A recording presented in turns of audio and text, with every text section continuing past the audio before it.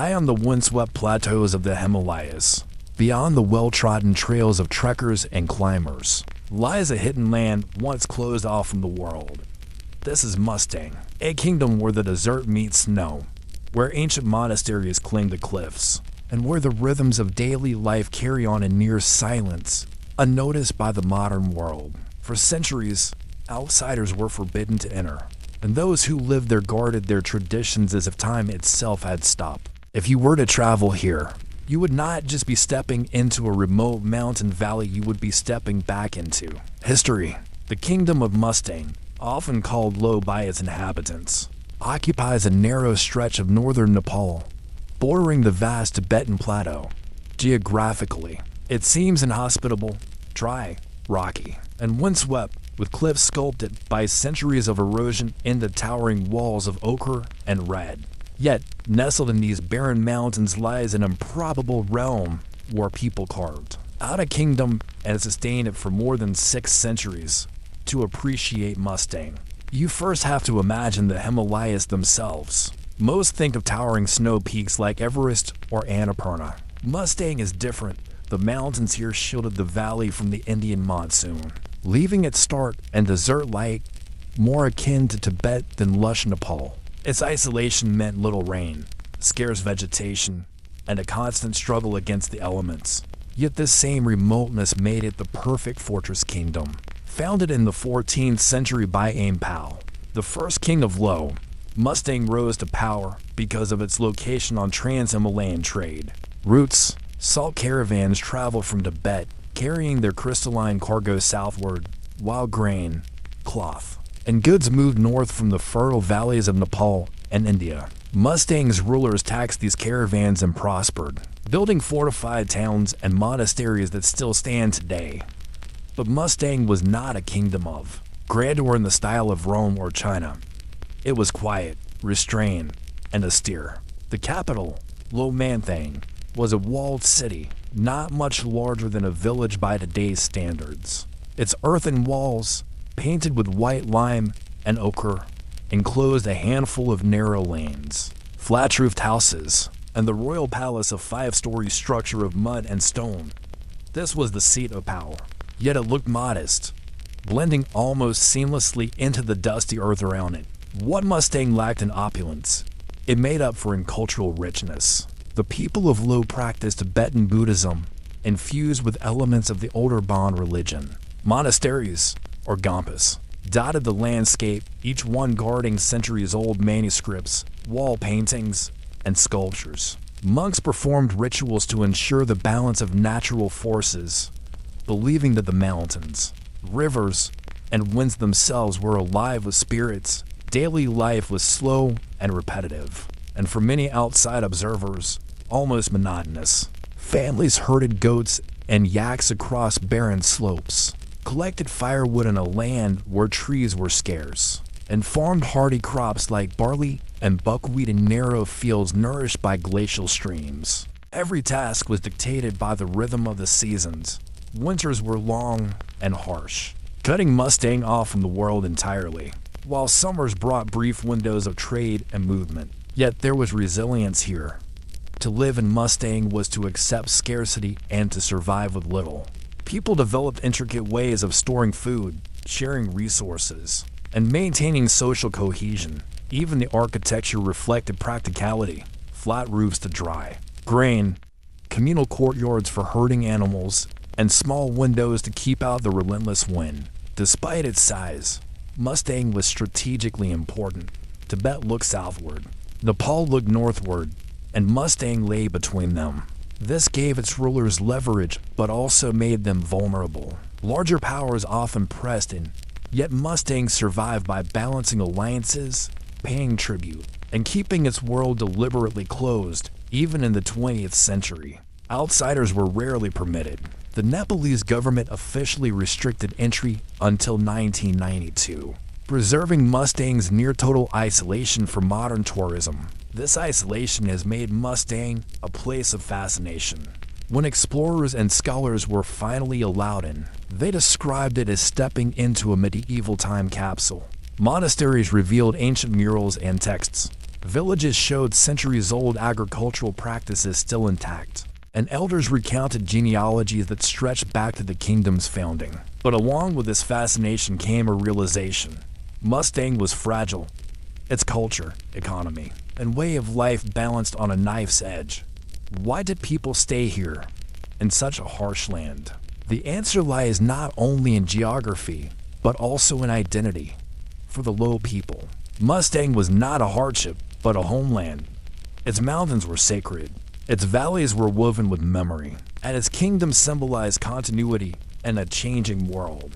To leave Mustang was to abandon not just soil, but spirit. By the late 20th century, change was inevitable. Roads crept closer, trade routes shifted, and younger generations looked outward for opportunity. The kingdom of Mustang, once a closed and self-sufficient world, found itself standing at a crossroads between tradition and modernity. And yet, the deeper question remains: what does it mean for a place to survive unchanged for centuries, only to face the pressures of change all at once? The walled city of Low Manthang, Mustang's capital, was more than a seat of power. It was a cultural heart, beating quietly against the winds of the Himalayas. To walk through its narrow alleys was to feel centuries of repetition. The sound of prayer wheels spinning, the steady thud of butter lamps being lit, and the rustle of barley sacks being carried into communal courtyards. At the center stood monasteries, repositories not of gold or jewels, but of knowledge, memory, and faith. 3 monasteries in Low Manthang, Jampalakhang, Thubshan, and Chode formed the sacred triad. Their walls were decorated with murals, some stretching over 600 years in age. By candlelight, one could see faded blues and reds depicting countless Buddhas, celestial beings, and protective deities. These paintings were not meant for beauty alone. They were visual scriptures, meant to teach and remind the illiterate of cosmic order. Restoration experts who entered Mustang after its opening in the 1990s were astonished. Here were artworks that had survived intact through centuries of cold winters, limited resources, and political turmoil. Discover them. Butter lamp smoke darkened them, but beneath the grime, the original brilliance remained. Some restorers compared it to finding a lost chapter of Himalayan art history. Frozen in time, the monasteries also held manuscripts written in Tibetan script. These texts were copied, preserved, and recited for generations. Monks treated them as living beings, feeding them offerings, sheltering them in wooden chests, and wrapping them in cloth. A manuscript was not simply a book, it was a presence, believed to hold power in its very letters. But Mustang's monasteries were not just spiritual centers, they were political tools as well. Kings of Low understood that power was fragile in a mountain valley surrounded by larger empires. To survive, they leaned on religion as legitimacy, by sponsoring monasteries, endowing rituals, and maintaining ties with Tibetan lamas. The rulers of Mustang tied their small kingdom to the greater web of Himalayan Buddhism. In return, monks offered blessings, prophecies, and social cohesion, anchoring Mustang against external threats. Still, survival was never guaranteed. Mustang sat between Tibet to the north and Nepal to the south, and both had shifting interests. Tibet valued Mustang as a trade corridor for salt and wool. Nepal valued it as a buffer zone and a source of tribute. Over time, Mustang had to accept Nepalese sovereignty, though it kept its internal autonomy and monarchy intact until the 21st century. It was a compromise: pay allegiance outwardly, but keep the walls of Low Manthang intact inwardly.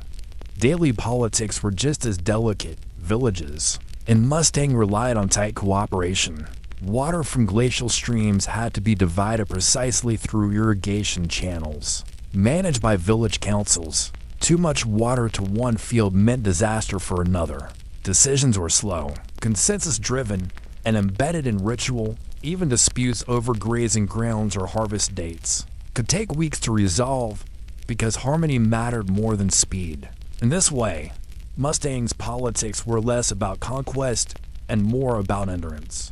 This endurance showed itself in times of crisis. When the 18th and 19th centuries brought turbulence to the Himalayas, Mustang adapted. Trade declined as new routes bypassed its valleys. Yet the people found ways to sustain themselves by turning inward, tightening communal bonds, and holding fast to ritual life. Even when Nepal absorbed Mustang more formally into its framework, the kingdom's identity remained distinct, guarded by its isolation for outsiders. This persistence seemed remarkable, yet for the people of Mustang, it was simply normal. A family might farm the same terrace plot of land for centuries. A monastery might recite the same prayers every morning for hundreds of years. Change came slowly, and when it did, it was absorbed into existing rhythms. And yet, by the 20th century, cracks began to appear. Roads expanded elsewhere in Nepal, making Lomanthing seem further behind. Younger generations, exposed to education beyond the kingdom, began to question whether a life of herding and subsistence farming was sustainable. Even the monasteries felt strain. Fewer young men wished to take vows as monks, and the rituals that had once been daily anchors risked fading. But perhaps the greatest challenge was modern politics. In the mid-20th century, Tibet fell under Chinese control, cutting off many of Mustang's northern ties. At the same time, anti-Chinese resistance fighters known as the Khampa guerrillas operated in Mustang's valleys.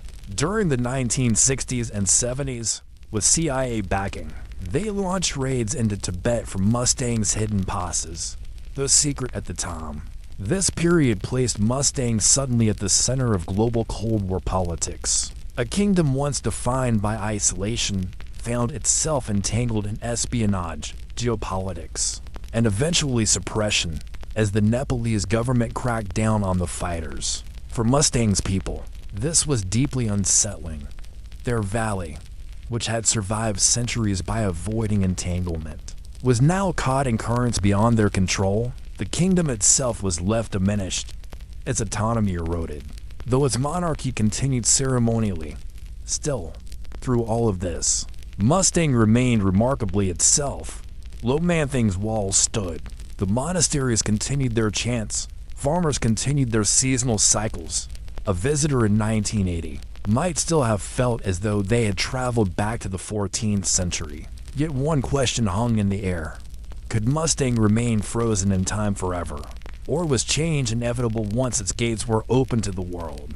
For more than 6 centuries, the kingdom of Mustang endured as a quiet realm, tucked between larger empires and forgotten by most of the outside world. But in the 20th and early 21st centuries, time began to catch up with it. This was no sudden collapse or violent conquest, but a gradual unraveling, a fading crown, a crumbling wall, and a way of life that could no longer remain sealed off from modernity. The royal family of Mustang traced its lineage back to Aimpao, the warrior and statesman who founded Lomanthing in the 14th century. Through centuries, his descendants ruled with a blend of ritual, authority, and practical governance. The king was not a figure of extravagance, but a presence.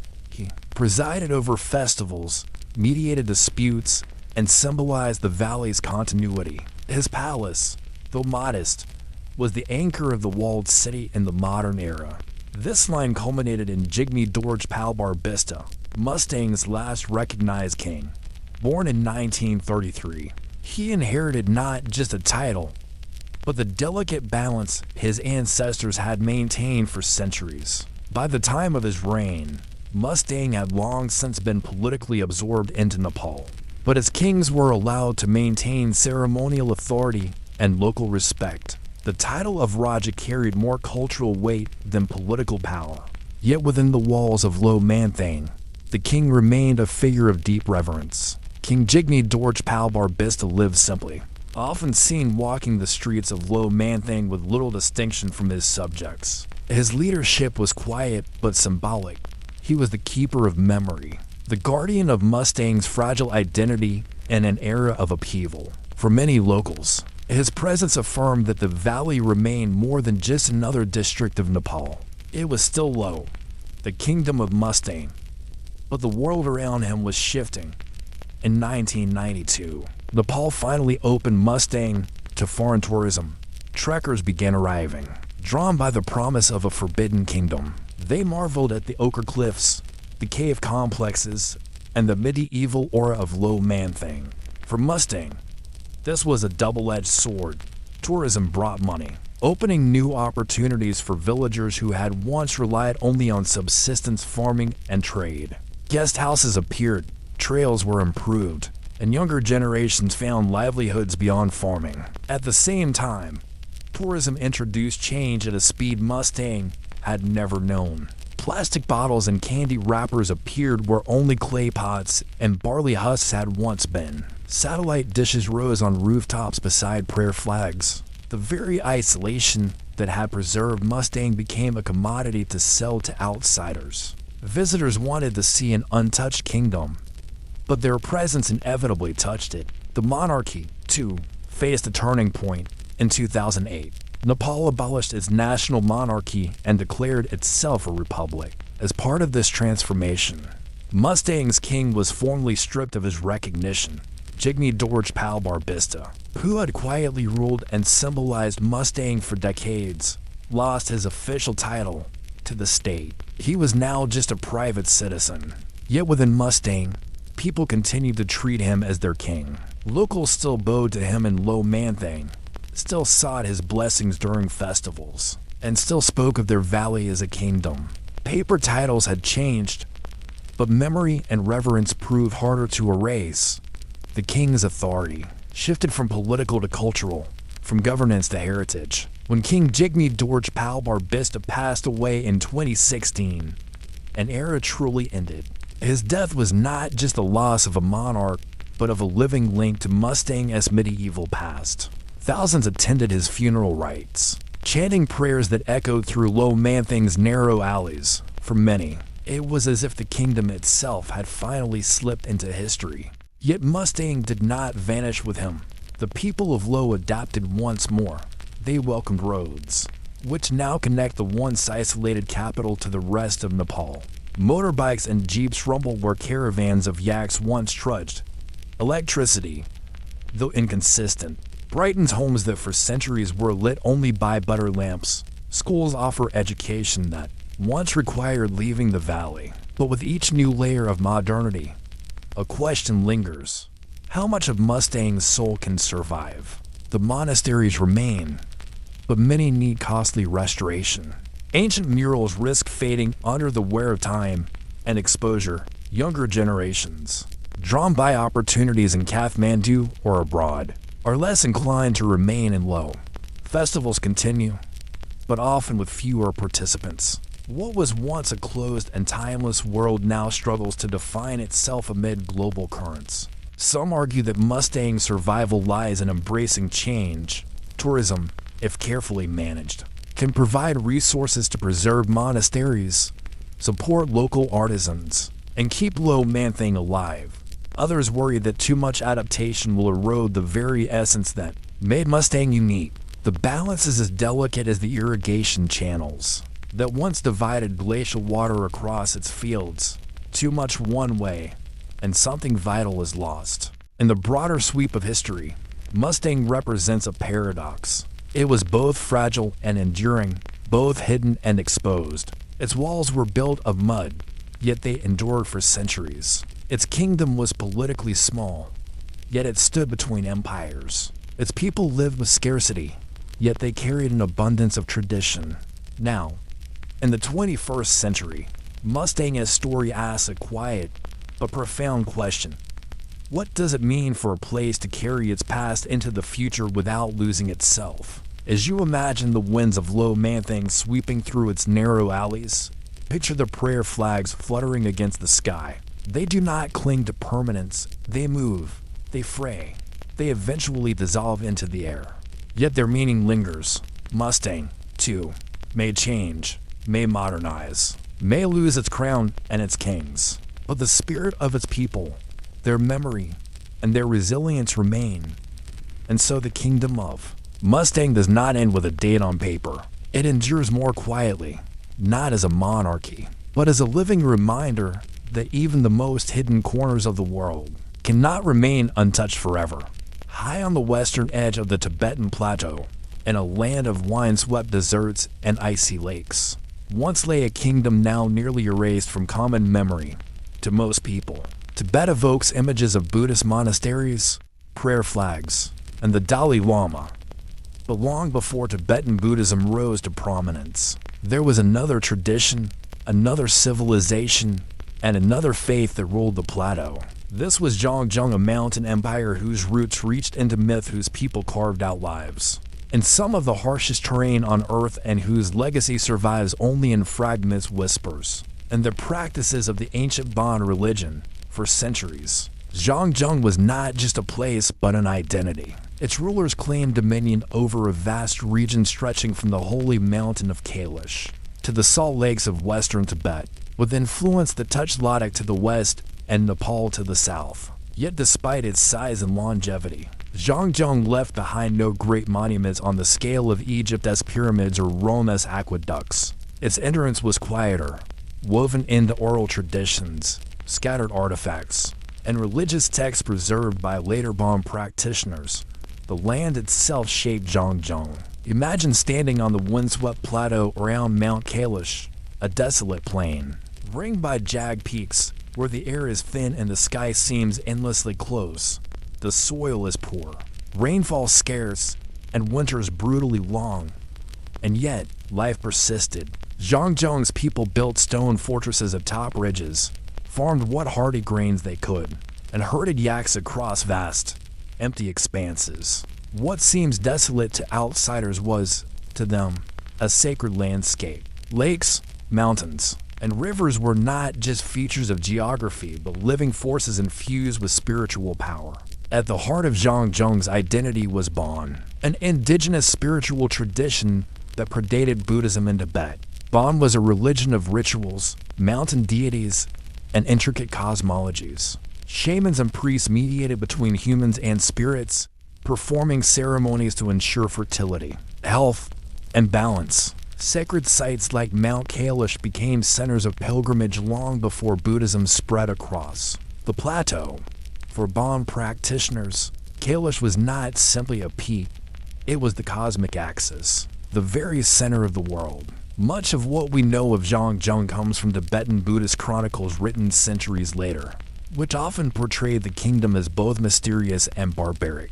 These sources describe Zhongjong as a rival power to early Tibetan kings, one that resisted assimilation until it was finally conquered in the 7th century by the expanding Tibetan Empire under Sonson Gampo. According to these chronicles, Zhongjong's final king, Ligmincha, was betrayed and defeated, his lands absorbed, and his culture marginalized.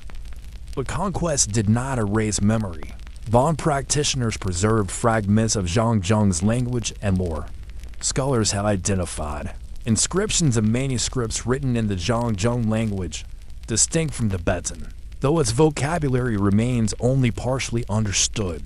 These rare survivals suggest a people with a developed script, rituals, and political organization, a kingdom with its own intellectual traditions, now mostly hidden in the margins of history. Daily life in Zhongjong, like in Mustang, was defined by scarcity. Families relied on barley, buckwheat, and animal husbandry, storing food carefully to endure long winters. Communities were small, bound together by ritual and necessity. To an outsider, it may have seemed monotonous, the endless cycle of herding, farming, praying, and surviving. Yet in this very monotony lay Zhongjong's strength, the ability to endure where others could not. Archaeological evidence adds quiet detail to the picture. Stone tombs dotting western Tibet suggest elaborate burial practices, with bodies placed alongside ornaments, tools, and offerings to accompany the dead into the next life. Cave complexes hint at both habitation and ritual, their soot-blackened walls testifying to centuries of use. These remnants, though modest, speak to a civilization deeply adapted to its environment. Zhongjong also held strategic importance, situated along trade routes that connected India, Central Asia, and China. It was a crossroads of goods and ideas. Salt from its lakes was especially prized, carried southward to fertile valleys in exchange for grain, cloth, and metal. Through these exchanges, Zhangzhou was never entirely isolated. Its culture absorbed and influenced its neighbors, though always retaining its own identity anchored in Bon. The tension between Zhangzhou and Tibet shaped early Himalayan history. To the rising Tibetan Empire, Zhangzhou represented both a rival and a gateway. By conquering Zhangzhou, Tibet did not just gain territory, it gained access to sacred Mount Kailash, trade networks, and perhaps most significantly the symbolic mantle of spiritual authority. For Tibetan kings, absorbing Zhangzhou was not only political but cosmic, an act that aligned their rule with the sacred geography of the plateau. Yet in the process, Zhangzhou's distinct voice faded. Bon was suppressed or assimilated, often reinterpreted within Buddhist frameworks. Later Tibetan Buddhists portrayed Bon as superstition, or even heresy, though many of its rituals were quietly adopted and rebranded. What survived did so by adapting. Bon priests incorporated Buddhist terminology. Monasteries began to resemble Buddhist institutions, and myths were rewritten to align with new orders.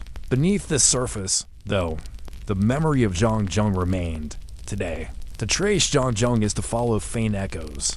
Bon monasteries still chant prayers said to originate from the ancient kingdom. Pilgrims circumambulate Mount Kailash, honoring a tradition that stretches back long before Buddhism. Archaeologists continue to excavate tombs and ruins, piecing together fragments of a lost civilization. Yet much remains unresolved. Was Zhangzhou truly a unified empire or a loose confederation of tribes? How widespread was its language? What secrets still lie hidden in the high plateaus and caves of western Tibet? These questions remind us of how fragile memory can be. Entire kingdoms may rise, sustain themselves for centuries, and then vanish, leaving behind only shards of pottery, faded manuscripts, and the faintest of names in foreign chronicles. Zhangzhou, once a power in its own right, now survives as a shadow in the history of its conquerors. And so we end this section with an open thought. If Zhangzhou's story is mostly told by those who conquered it, how much of its true voice remains unheard, waiting for discovery? The faint traces of Zhangzhou's existence are scattered across the western plateau, but nowhere does its memory linger more strongly than in the rituals and cosmology of Bon. To understand this forgotten kingdom, one must step inside its worldview. A vision of the universe, layered in unseen realms, populated by spirits, gods, and forces that shape daily life just as much as the thin air and bitter cold of the plateau. In Bon tradition, the cosmos was not a simple division between heaven and earth. It was an intricate map of three worlds: the upper realm of celestial deities, the middle realm of humans and earthly spirits, and the lower realm of underworld beings. Priests acted as navigators between these dimensions, conducting ceremonies to restore balance when misfortune struck. Illness, crop failure, or sudden storms were never merely natural events. They were disruptions in the harmony of these interconnected realms. The priests of Zhangzhou were called Shen. Their role blended the authority of healers, shamans, and philosophers. They memorized chants, used ritual objects made of wood, stone, and metal, and practiced divination by reading signs in the sky, the entrails of animals, or the patterns left by smoke. At first glance, their methods might seem obscure or primitive, but to the people of Zhangzhou, they were indispensable guides for survival. In a land where nature itself could feel hostile, the Shen provided reassurance that every storm or sickness could be addressed through the right negotiation with the unseen. The sacred geography of Zhangzhou reinforced this worldview. Mountains were not inert rock, but living deities, each with a personality, domain, and temperament. Lakes were portals to other realms. Rivers carried spiritual currents, and caves became sanctuaries where humans could commune with divine forces. Among all these, Mount Kailash was supreme, a shining pyramid of rock rising more than 6,600 meters into the sky. To Zhangzhou, it was the very axis of existence, the world's center around which the universe revolved. Later Buddhist and Hindu traditions would also revere Kailash, But its first guardians were the Bon practitioners of Zhangzhung. Rituals around Kailash were elaborate. Pilgrims circled the mountain, often taking weeks, each step a prayer, each circumambulation believed to cleanse lifetimes of spiritual debt. Offerings of juniper smoke rose into the thin air, carrying prayers upward. Animal sacrifices, though controversial in later Buddhist times, were common in early Bon, serving as gifts to deities who demanded recognition. These acts, repeated year after year, anchored Zhangzhung's people to their land as firmly as stone foundations anchor a fortress. The kingdom's power rested in this fusion of sacred and political authority. Kings claimed legitimacy not just through ancestry, but through divine sanction, often portrayed as intermediaries chosen by the gods themselves. Royal ceremonies involved Bon priests invoking protective deities, ensuring the stability of the throne. To rule Zhangzhung was not only to command armies or levy taxes, it was to maintain cosmic balance across an unforgiving plateau. Daily life reflected this sacred orientation. A family might begin the day by burning incense at a household shrine, praying for the health of their livestock. Fields were planted only after rituals invoked fertility deities. Children grew up learning to recite mantras alongside tending yaks or carrying water. Even the act of building a home required ceremonies to appease the land spirits disturbed by digging. What outsiders might call superstition was, for Zhangzhung, the fabric of existence. And yet, this intricate worldview did not remain untouched. As Tibetan power expanded in the 7th century, Zhangzhung's Bon practices came under pressure. Early Tibetan kings sought to incorporate Bon rituals into their own rule, adopting certain ceremonies while suppressing others. Over time, Bon became entangled with the rise of Buddhism, imported from India. Rivalries grew intense. Buddhist chroniclers often depicted Bon as dark or dangerous, portraying its priests as sorcerers who clung to an old order. But suppression rarely erases. Instead, Bon adapted. Its priests reinterpreted teachings, reshaping rituals to coexist with Buddhist structures. Monasteries resembling Buddhist ones began to appear, yet they preserved Bon scriptures, myths, and practices under new guises. Texts described the ancient Zhangzhung kings as divine rulers, blending memory and mythology. Even the Zhangzhung language lingered, used in ritual recitations long after it had ceased as a spoken tongue.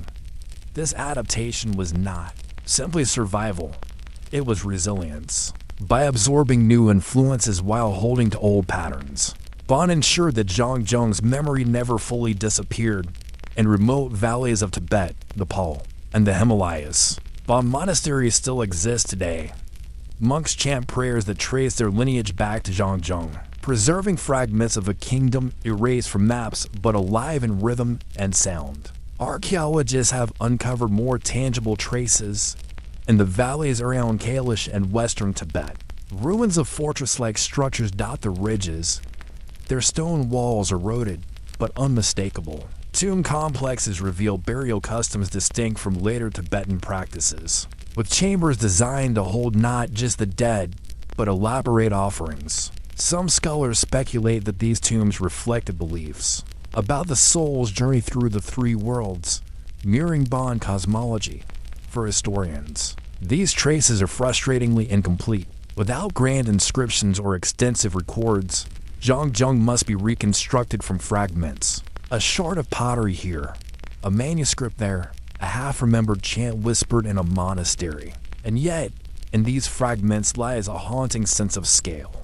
This was not a minor tribe or passing culture, but a kingdom that lasted centuries, shaped landscapes, and left echoes in every Himalayan tradition that followed. The silence around Zhangzhung raises an unsettling question. How many other kingdoms, sustained by ordinary lives and quiet rituals, have been erased because their conquerors told the story? When the Tibetan Empire began expanding in the 7th century, it set its eyes westward toward the high plateau where Zhangzhung had stood for centuries. For the Tibetans, conquering Zhangzhung was not merely about land. It was about absorbing the sacred authority tied to Mount Kailash and the spiritual prestige of the Bon tradition. Whoever controlled Kalish would control not just territory, but the symbolic center of the world. Tibetan chronicles suggest that the final king of Zhangjiang, Ligmincha, faced mounting pressure from Tibetan forces led by Sonson Gampo, the powerful king of the Yurlung dynasty. The story goes that through a mixture of diplomacy and betrayal, Zhangjiang's defenses crumbled. In some accounts, Ligmincha was assassinated by a rival faction, weakening the kingdom from within and making it easier for Tibet to sweep in. After Zhangjiang's fall, its territories were gradually absorbed into the expanding Tibetan state. Fortresses once flying, Zhangjiang banners were rebuilt under Tibetan rule. Priests of Bon were pressed into service, their rituals either co-opted or condemned. The language of Zhangjiang, once spoken across the Western Plateau, began to fade until it survived only in ritual contexts. A culture that had shaped the spiritual identity of Tibet was reduced to whispers, its power rewritten by those who conquered it. And yet, memory is not so easily erased. Even as Buddhist scribes dismiss Bon as black religion, they could not fully extinguish its influence. Zhangjiang myths seeped into Tibetan folklore. Bon deities were reinterpreted as Buddhist protectors, their old identities hidden beneath new names. Pilgrimages to Mount Kailash, though reframed through Buddhist cosmology, retained echoes of older Bon practices. In remote villages, oral traditions kept alive fragments of Zhangjiang's worldview, passed down quietly in families who never forgot their ancestors' kingdom. Today, researchers attempting to piece together Zhangjiang face an enormous challenge. Unlike Rome, Greece, or China, the kingdom left no grand stone cities or expansive written histories. Its legacy survives instead in layers of reinterpretation. Bon manuscripts that preserve myths half in memory, Buddhist records that describe Zhangjiang from the perspective of conquerors, and ruins that offer more questions than answers. Each clue feels like a flicker of candle light in a vast darkness. What stands out is not just Zhangjiang's disappearance, but the way its erasure reflects a broader truth. History often remembers the victors, while those who lose become footnotes.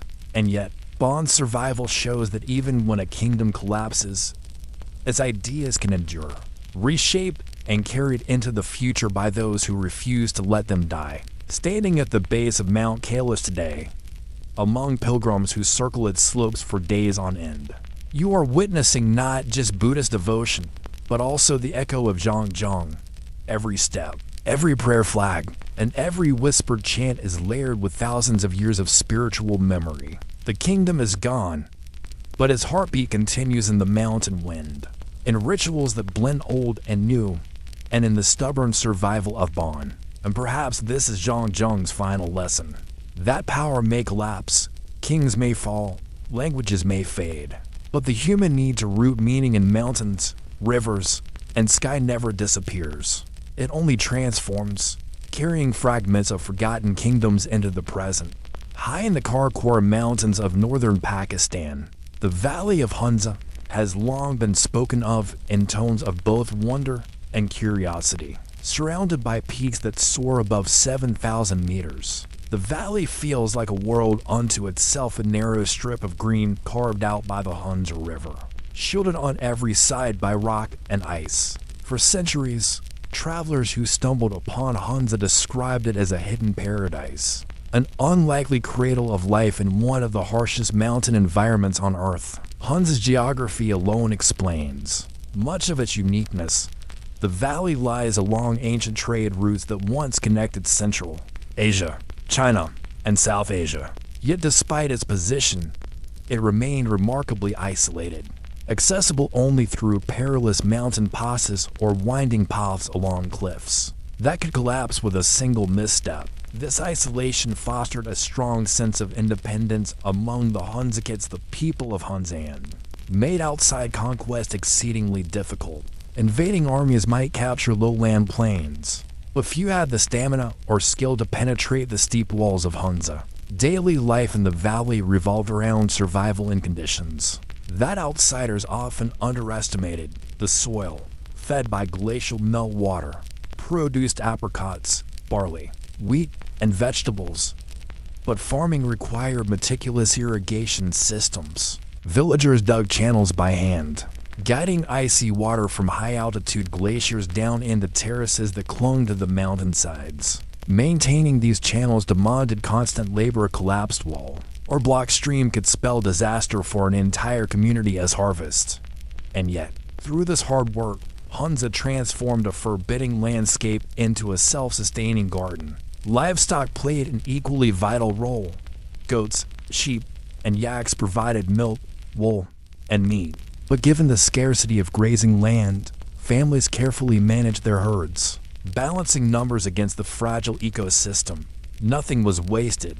Dung became fuel for fires. Hides were crafted into tools, and wool was spun into clothing suited for bitter winters. Over centuries, the Hunzakits developed a rhythm of life finely attuned to the environment. A rhythm that outsiders often misread as effortless when in truth it demanded constant vigilance. Perhaps what most fascinated travelers was the reputation of the Hunzakits for extraordinary longevity. In the 19th and early 20th centuries, accounts circulated of Hunza villagers living well past 100. Some said to reach 120 or more.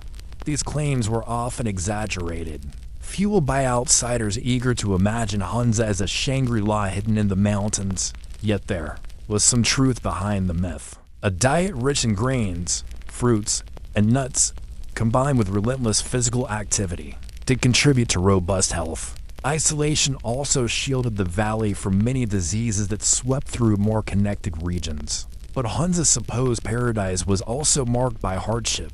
Winters could be brutal, cutting off villages for months. Avalanches destroyed homes, and food shortages tested resilience. Families stored dried apricots, grains, and nuts to survive lean months, rationing carefully. Hunger was not uncommon. Longevity, then, was not the result of ease, but of adaptation. A community that learned to endure scarcity without collapsing. Politically, Hunza existed on the margins of empires. For centuries, it was ruled by hereditary kings known as Murs, who balanced diplomacy and cunning to preserve autonomy. The valley's location made it a pawn in the larger Great Game of the 19th century, when British and Russian interests vied for influence across Central Asia. Yet the Murs skillfully leveraged Hunza's terrain, offering passage to traders or denying access to invaders, depending on what best ensured survival.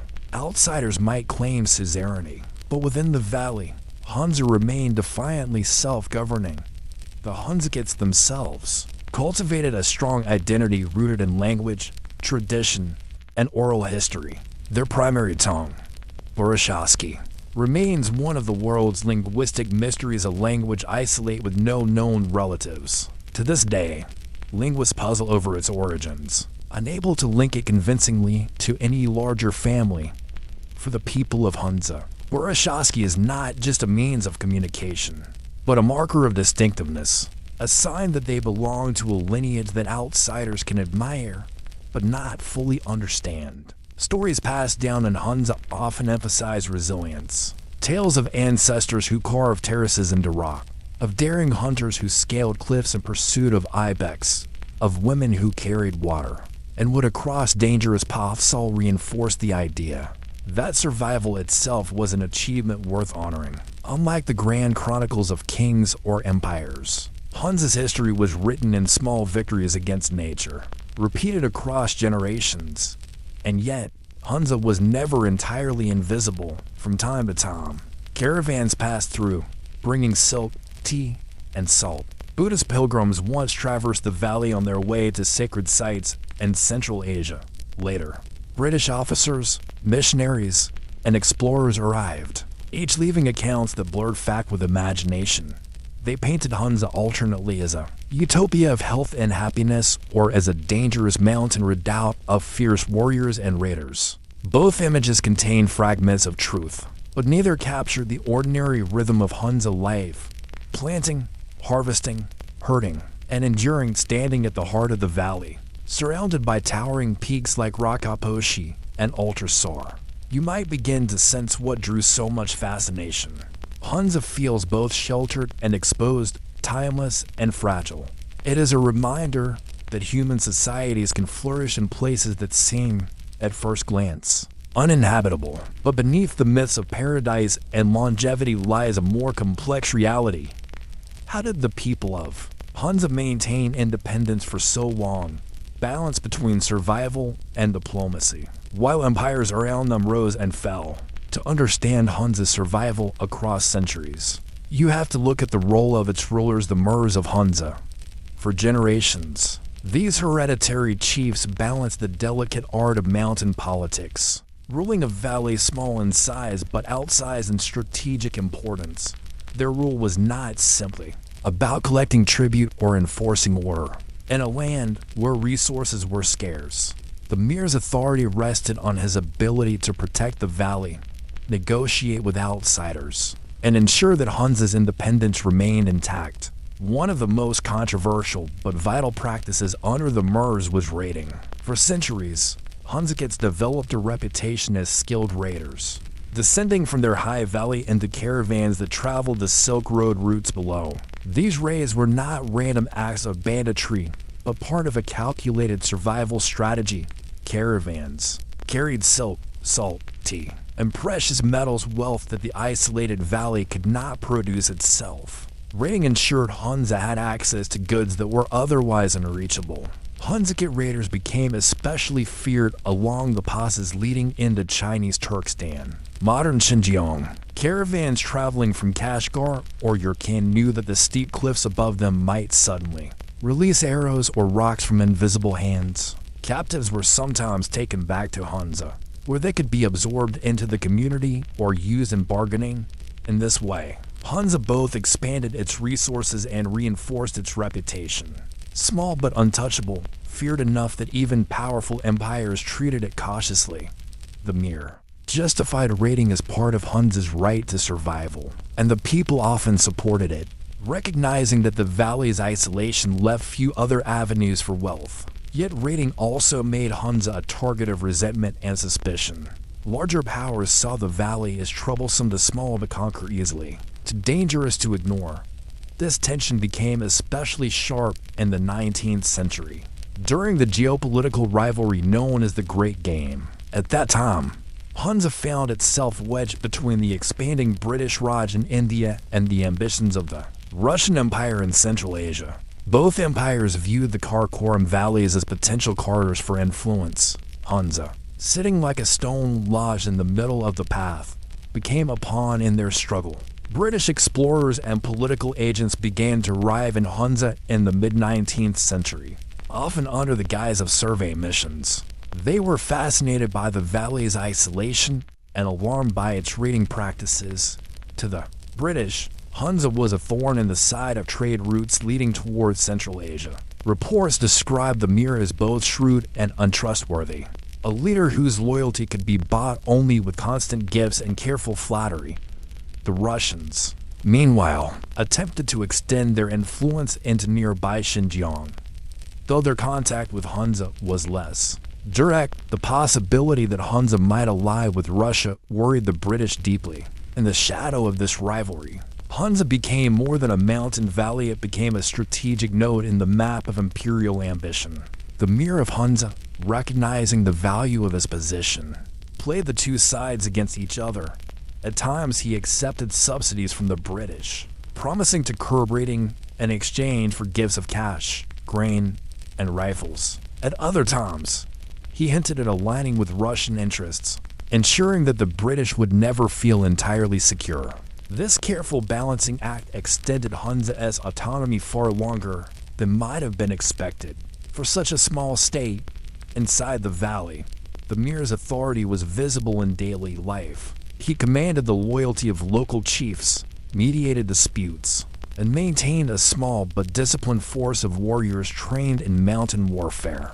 Loyalty to the Mir was not absolute, however. Factions sometimes plotted, rival branches of the ruling family clashed, and villagers occasionally resisted heavy demands. Yet, in times of external threat, the Mir's leadership provided a unifying symbol, a reminder that Hunza's independence depended on presenting a united front. British accounts of Hunza often focused on its military reputation, Travelers rode of narrow, mountain paths where a handful of Hunzikids could hold off an entire army. Their bows, though simple, were said to be remarkably powerful, and their ability to move swiftly across cliffs and glaciers gave them an advantage few outsiders could match for the British. This made the prospect of conquering Hunza both daunting and costly. Still, tensions escalated. By the late 19th century, the British grew impatient with the Mir's duplicity and the continuation of raiding. They decided that Hunza as independence posed much of a threat to their interests in the region. In 1891, the British launched a military expedition into Hunza, determined to bring the valley under firmer control. The conflict was short but intense. Hunzikid defenders used their knowledge of the terrain to slow the British advance, ambushing along narrow paths and retreating to fortified positions. But against modern rifles and artillery, their resistance could not last. After several days of fighting, the British captured key positions, and the Mir fled north into Chinese territory. Hunza, though never fully conquered, was forced to accept the suzerainty of the British Empire. Yet even under British oversight, Hunza retained a surprising degree of autonomy. The Mir was eventually restored under British recognition, ruling as a client prince rather than an independent king. Raiding declined under British pressure, but local governance remained largely in Hunza's hands.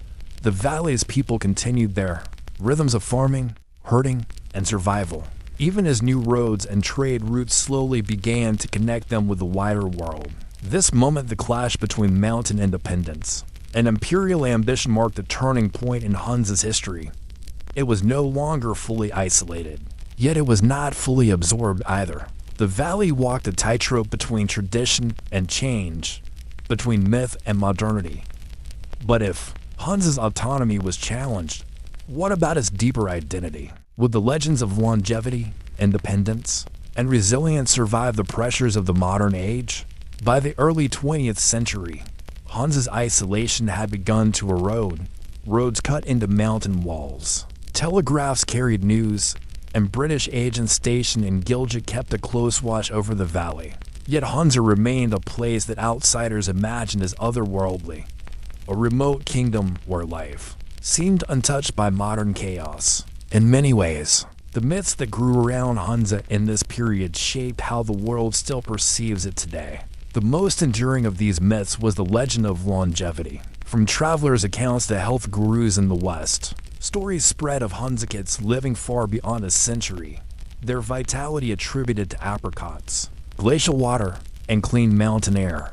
By the mid-20th century, Hunza had become a symbol in popular culture of an almost utopian society, strong, healthy, and free from the ailments that plagued industrialized nations. Researchers who visited Hunza often tried to verify these claims. Some found that wildlife expectancy in the valley was indeed higher than in many surrounding regions. It was not as extraordinary as legend suggested. Records were sparse, births often went unregistered, and ages were remembered more in stories than in documents. What was real, however, was the robustness of Hunza's daily life. Constant physical activity, diets rich in grains and fruits, and a social fabric that valued communal responsibility, even if no one lived to 150. The sense of resilience was undeniable. As modernization reached the valley, changes were unavoidable, schools were introduced, roads expanded, and the Mir's once absolute authority began to fade. In 1974, Hunza's monarchy was formally dissolved when Pakistan integrated the valley fully into its political system. The Mir's palace at Baltit, once the center of power, became a relic of history, later restored as a cultural museum to remind visitors of the valley's royal past. Tourism followed quickly. Adventurers, drawn by tales of longevity and breathtaking landscapes, began arriving in increasing numbers. They marveled at the apricot orchards, the snow-capped peaks of Rakaposhi and Altar, and the warm hospitality of the people. Hunza, once a secret whispered of in colonial records, now stood on brochures and travel posters as a destination of wonder. But tourism also carried contradictions. On one hand, It provided income and opportunities for education and development. On the other hand, it risked turning Hunza into a stage where myths overshadowed reality. Visitors came seeking Shangri-La, and the valley sometimes had to perform that role, even as its people faced the same struggles with modernity as any other community: migration, economic pressure, and environmental change. Still, Hunza retained a strong identity. The Burushaski language continued to be spoken, its mysterious origins baffling linguists. Traditional songs and dances survived alongside new schools, and modern professions, apricot trees, tended for centuries, remained central to both diet and culture. Even as roads connected the valley to the outside world, Hunza gets carried forward a memory of resilience that outsiders could admire, but never fully replicate. The myths of Hunza's long life endure not because every detail is true, but because they reflect something real: the deep human fascination with places where people seem to live in harmony with harsh environments. Hunza's terraces, carved from unforgiving cliffs, stand as monuments to that harmony, evidence that endurance itself can be a kind of paradise. Today, standing in the valley, you hear the sound of glacial rivers rushing through stone channels, see the orchards heavy with apricots in summer, and watch children running across paths their ancestors walked for centuries. The peaks rise around you like walls, the same walls that once protected Hunza from conquerors and preserved its mysteries. And in that moment, you might wonder, is Hunza truly a hidden paradise? Or is it simply a mirror reflecting our own longing for simplicity, health, and resilience in a world that often feels too complicated? Tucked into the eastern Himalayas, between the giants of India and China, lies the small but enigmatic kingdom of Bhutan. For most of its history, it remained deliberately hidden, shielded by geography and guarded by rulers who believed isolation was its greatest strength. Outsiders called it the White Kingdom, a name inspired by its whitewashed fortress monasteries that gleamed against green valleys and snow-capped peaks.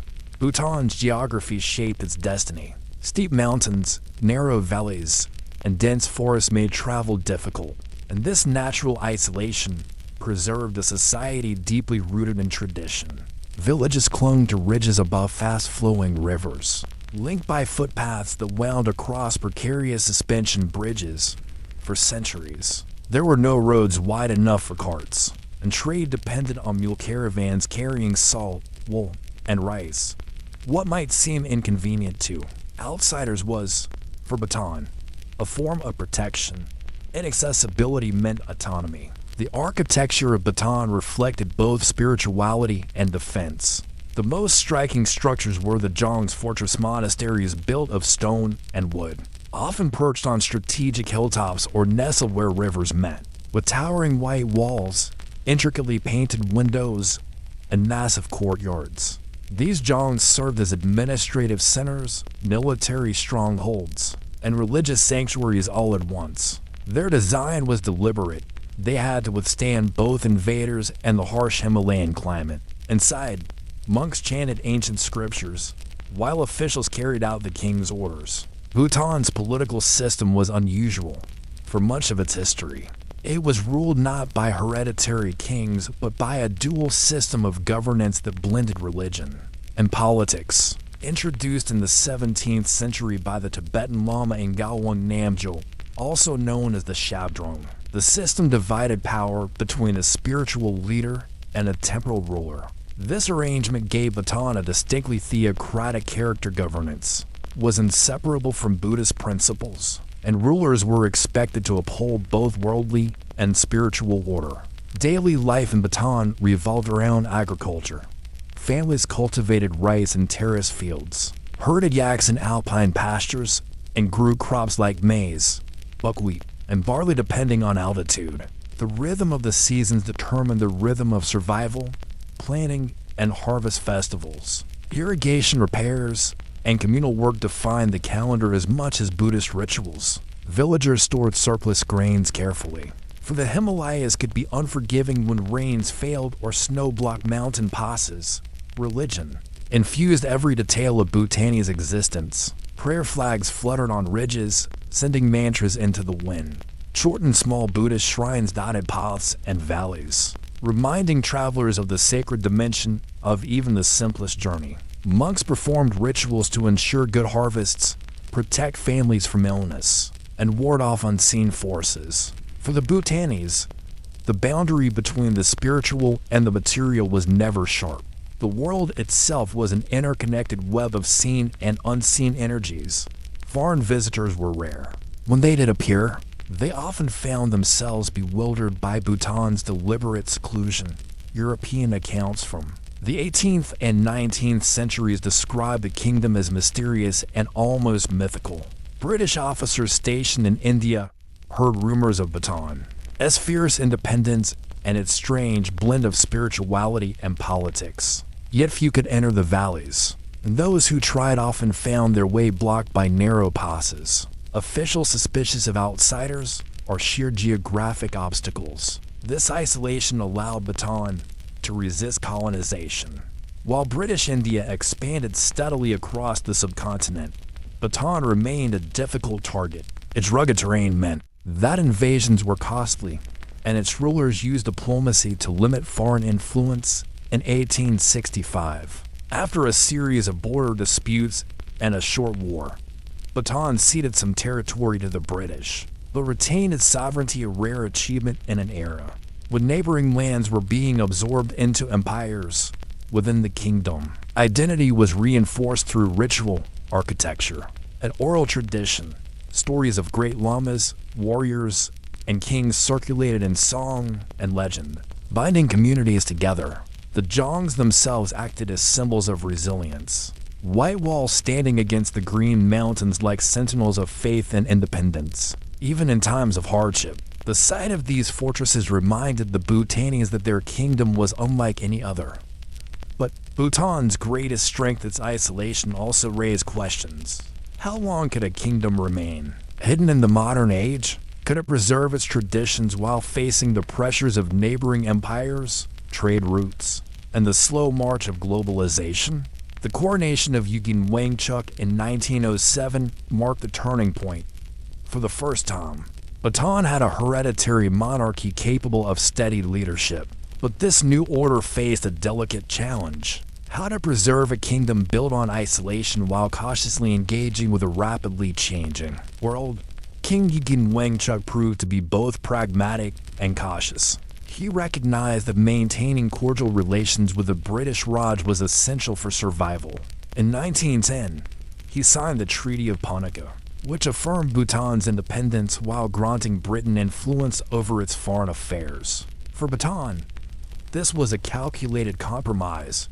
The mountains still safeguarded autonomy, but diplomacy now provided a second layer of defense. Inside the kingdom, life continued much as it had for centuries. Villagers farmed their terrace fields, yaks roamed the high pastures, and monks performed rituals in the jongs. But subtle shifts were underway. Under the monarchy, disputes between penloops faded, reducing internal conflict.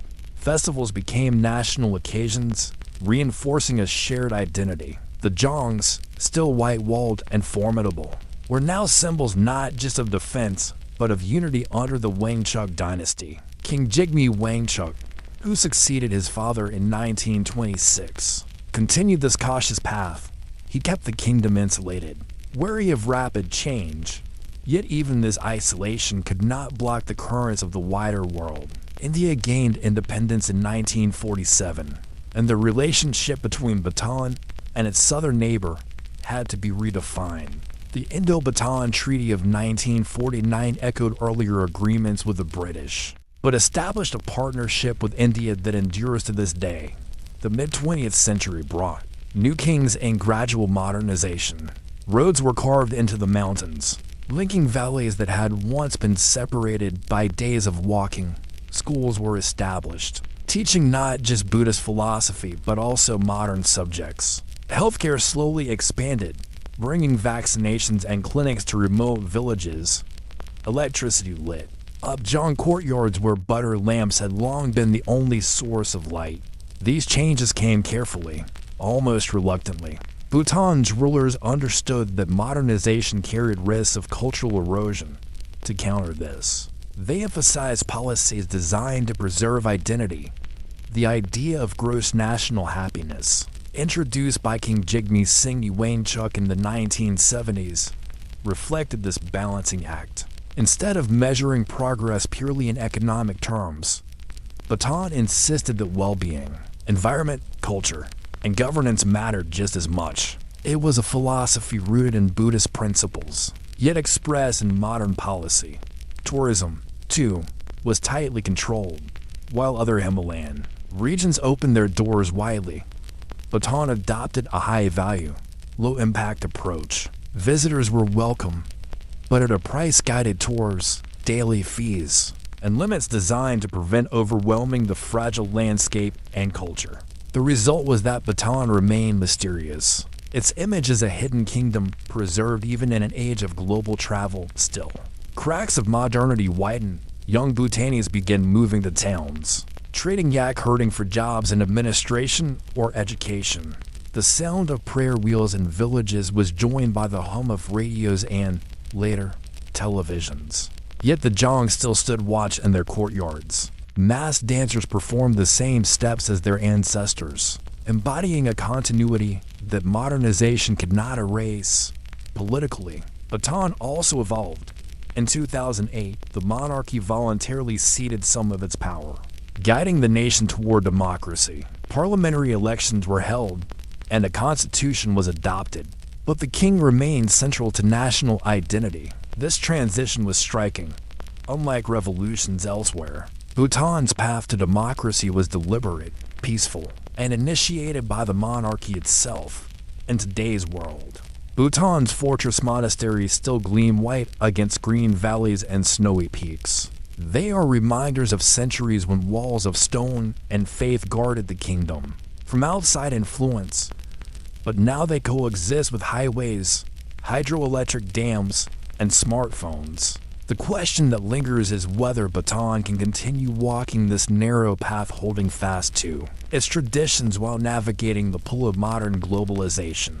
As you picture the Jongs at dusk, their prayer flags rippling in mountain winds, you can almost sense the paradox, a kingdom rooted in ancient spirituality, yet cautiously stepping into modernity. Perhaps the real strength of Bhutan lies not in its isolation, but in its ability to balance, to guard the sacred while cautiously welcoming the new.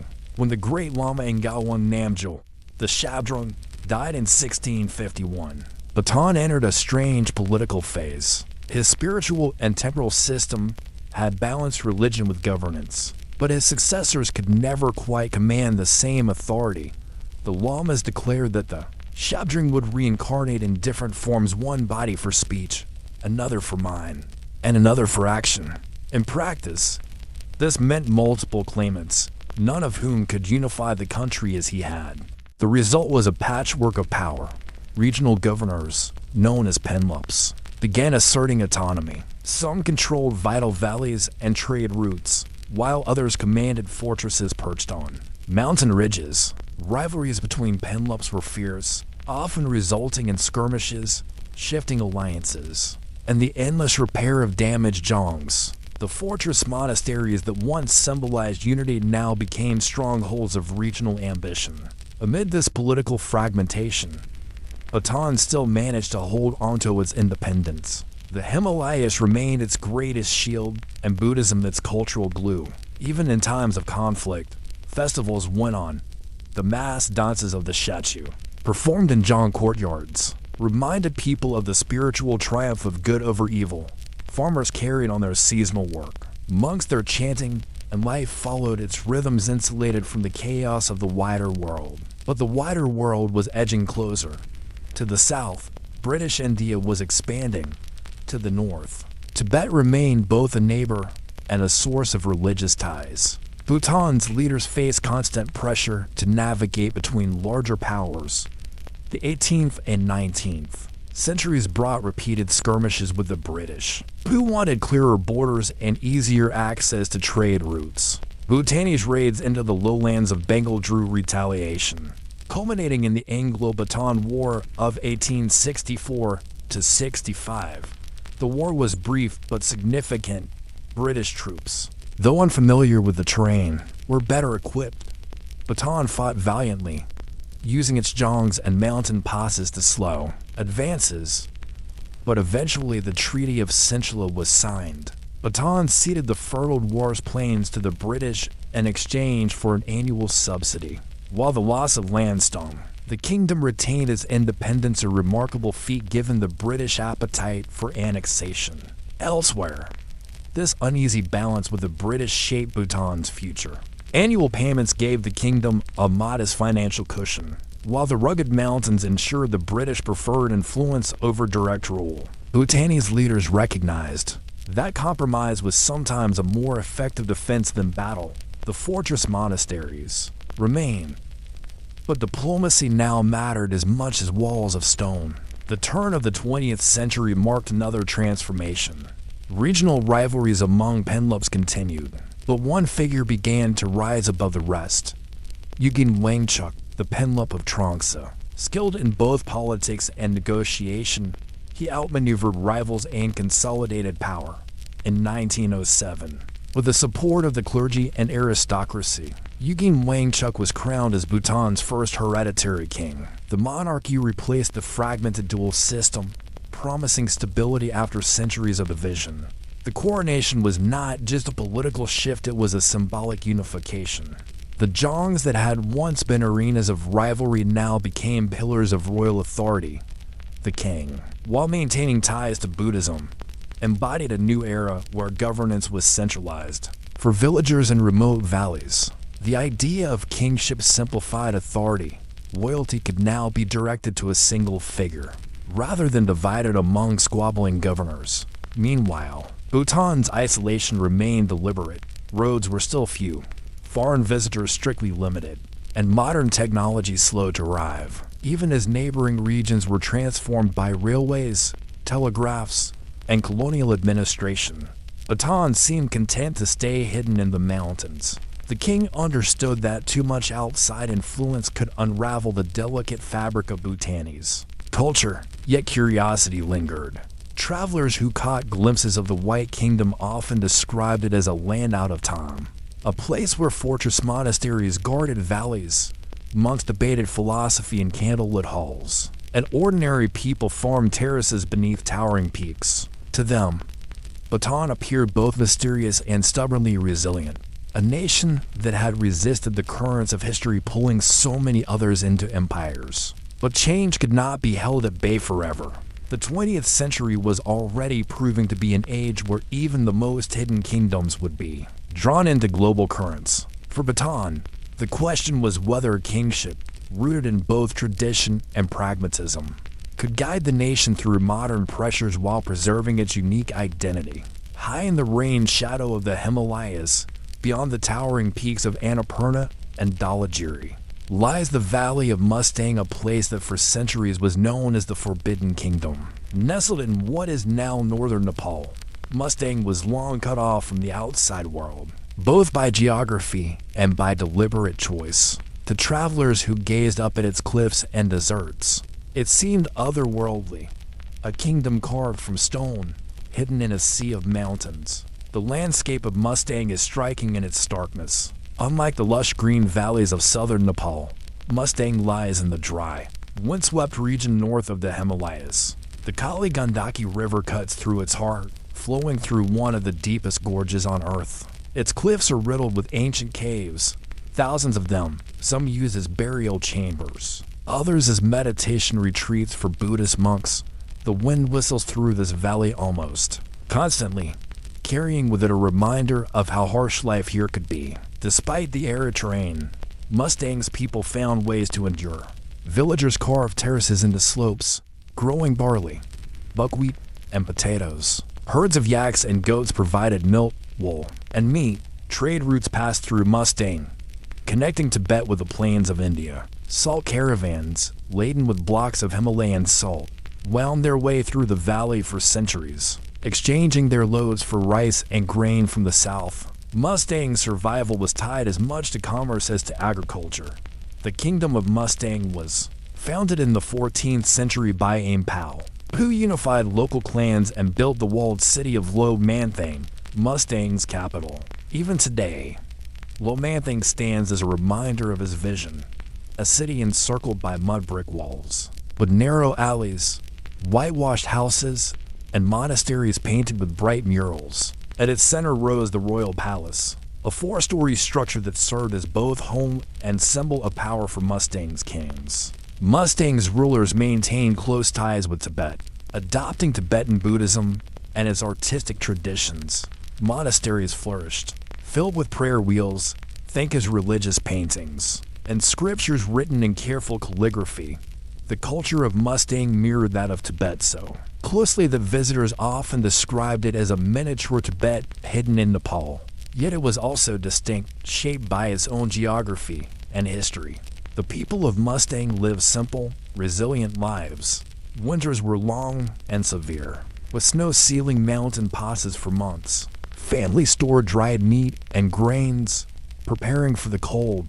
Villagers gathered for festivals, where mass dances told stories of deities and demons, performed in the flickering light of butter lamps. Oral traditions kept history alive, recounting the deeds of kings, lamas, and caravan leaders who braved the treacherous mountain routes.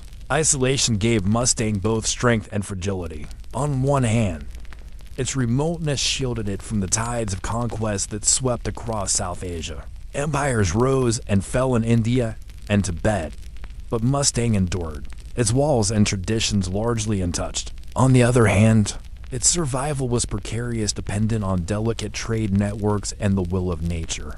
A poor harvest or disrupted caravan could mean hunger for centuries. Mustang remained an independent kingdom, ruled by its line of kings in Lomanthang. Even when Nepal unified in the 18th century, Mustang was allowed to keep its monarchy, paying tribute but maintaining autonomy. To outsiders, it seemed like a relic of another age, a place where history lingered in stone walls and windswept valleys. But Mustang's greatest mystery lay not only in its survival, but also in its secrecy. The kingdom was closed to foreigners until as late as 1992. Before then, only a handful of scholars, traders, and adventurers glimpsed its hidden valleys. For most of the modern world, Mustang was a blank space on the map of Forbidden Valley, shielded by cliffs and guarded by kings who believed secrecy was the best defense of tradition. And yet, even in its isolation, whispers spread, tales of caves filled with ancient manuscripts, of murals, painted in brilliant pigments, of kings who still wore crowns in an age of republics. To those who heard these stories, Mustang was more than a place, it was a puzzle. How had this kingdom endured so long, hidden in the shadow of the world's tallest mountains? Life in Mustang was always a balancing act between scarcity and resilience. The high desert climate meant that agriculture alone could never sustain the population. This is why trade became Mustang's lifeline, weaving its valleys into a network that stretched from the salt lakes of Tibet to the fertile plains of India. For centuries, the salt trade was the backbone of Mustang's economy. Caravans of yaks, mules, and horses carried blocks of salt cut from Tibetan flats down the Kali Gandaki corridor. In exchange, Mustang imported rice, grains, spices, and textiles from the south. The Kali Gandaki, with its deep gorge and windswept riverbeds, was not only a physical passage but also a cultural highway. Along this route moved goods, ideas, and faith. The salt caravans were more than commerce. They were community rituals. Families and neighbors worked together to prepare journeys, ensuring animals were fed and supplies packed. Caravan leaders were respected figures, skilled in negotiating both terrain and politics. Songs were sung along the trails, some lamenting the dangers of avalanches and bandits, others celebrating the wealth salt would bring.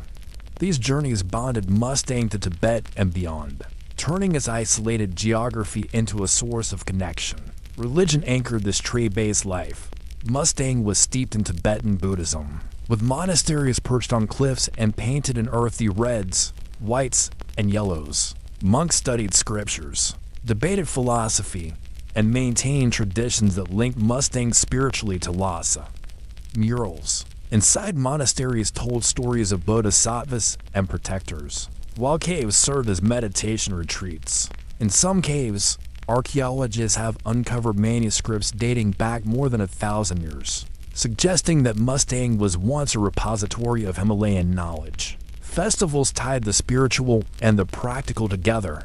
During the annual Tiji festival, masked dancers performed elaborate rituals meant to banish demons and ensure prosperity. Villagers gathered in Lo Manthang's main square, dressed in their finest robes and jewelry. The dances, with their swirling colors and pounding drums, were not entertainment alone, but prayers for balance for the fragile harmony that allowed life in. Mustang's harsh environment to continue. Politically, Mustang walked a careful line. Though it became part of unified Nepal in the 18th century, its kings retained autonomy, ruling from Lo Manthang with titles that carried both secular and spiritual weight. Tribute was paid to Kathmandu, but the everyday governance of Mustang remained in the hands of its monarch. This arrangement allowed the kingdom to preserve its culture even as Nepal modernized. But Mustang's fortunes were tied to Tibet, and when Tibet's political world shifted in the mid-20th century, so did Mustang's. After China's takeover of Tibet in the 1950s, traditional trade routes collapsed, the salt caravans dwindled, and Mustang's economy wavered. What had been a lifeline for centuries was suddenly severed. Families who once depended on caravan trade now struggled, turning to subsistence farming or seasonal migration. This geopolitical shift also brought Mustang into the orbit of larger struggles. During the Cold War, the CIA covertly supported Tibetan resistance fighters who used Mustang as valleys as a base for operations against Chinese forces. For years, Mustang was both a hidden sanctuary and a dangerous frontier. The Nepalese government, wary of provoking China, eventually forced the disbanding of these groups in the 1970s, ending Mustang's brief role in global politics. Through all this, the monarchy remained a steady presence. The kings of Mustang, though small in number and modest in resources, became symbols of continuity. They presided over festivals, mediated disputes, and upheld rituals in Lo Manthang. The palace stood as a reminder that even as the world shifted, Mustang still carried its ancient rhythms. Yet questions loomed. Without the salt caravans, could Mustang sustain itself? Could the monarchy, once so tied to trade and Tibetan ties, survive in a Nepal that was moving toward modernization and democracy? The caves and monasteries held centuries of memory, but the present was demanding new answers. And so Mustang entered the late 20th century as both relic and survivor, a kingdom without caravans, a culture preserved in rituals, and a people wondering what lay beyond the fortress walls of Lo Manthang. When Nepal opened Mustang to outsiders in 1992, the world finally glimpsed what had been hidden for centuries. Travelers who made the arduous trek into Lo Manthang described it as stepping into another era. Mud brick walls, narrow alleys, monasteries alive with chanting. It was as if the kingdom had been frozen in time. But opening the gates also meant opening the delicate balance that had preserved Mustang for so long. Tourism quickly became both a lifeline and a challenge. Visitors brought money that funded schools, clinics, and repairs to ancient monasteries. The caves and murals, once known only to locals, drew archaeologists and art historians eager to study Himalayan heritage. For villagers, guiding trekkers or running small lodges became alternatives to farming alone. Yet the influx also raised fears. Would Mustang as sacred traditions turn into performances for cameras, rather than prayers for prosperity? The monarchy, once Mustang's defining institution, faced its own end. In 2008, when Nepal abolished its monarchy nationwide, Mustang's royal line was formally dissolved. The last king, Jigme Dorje Pal Barbista, remained a respected figure in Lo Manthang until his death in 2016, but his title was symbolic rather than sovereign. For locals, the loss of monarchy was bittersweet. The king had embodied continuity, linking present-day Mustang to Ain Pal's founding in the 14th century. Without him, governance fell fully under Nepal's democratic system, leaving the community to redefine its identity. Meanwhile, The caves of Mustang continue to reveal secrets. Explorations uncovered thousands of manuscripts, paintings, and even ancient skeletal remains. Some caves held Buddhist texts, preserved in fragile script, while others contained evidence of burial practices dating back to prehistoric times. These discoveries underscored Mustang's role as a crossroads of culture, a place where trade, religion, and survival converged in stone chambers above the valley floor. Modernization crept in, though unevenly.